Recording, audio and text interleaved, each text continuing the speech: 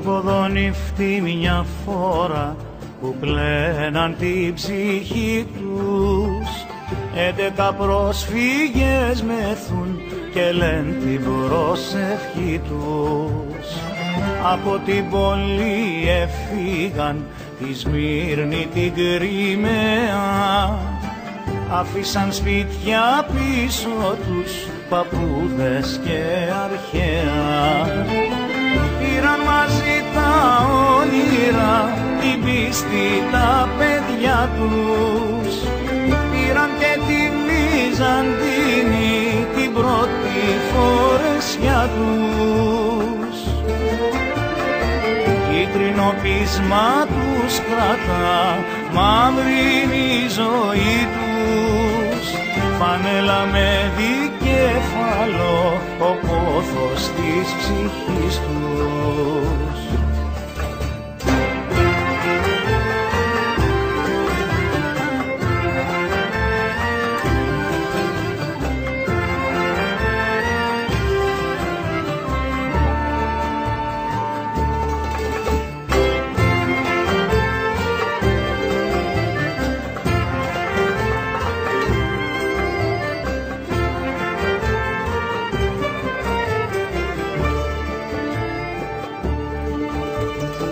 Πέρασαν δύσκολοι καιροί και χρόνια με θυσίες, και τα παιδιά γεννούν παιδιά κοντά στις εκκλησίες.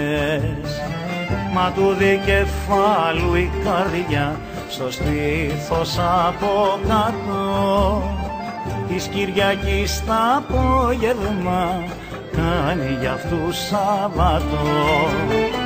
Πήραν μαζί τα όνειρα, την πίστη, τα παιδιά τους.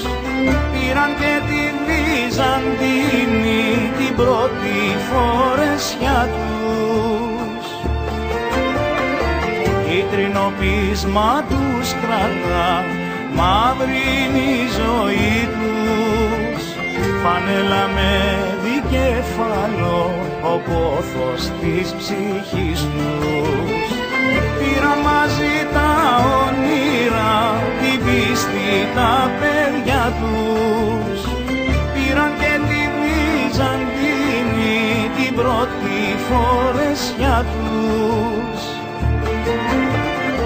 Κίτρινο πείσμα τους κρατά, μαύρη είναι η ζωή τους.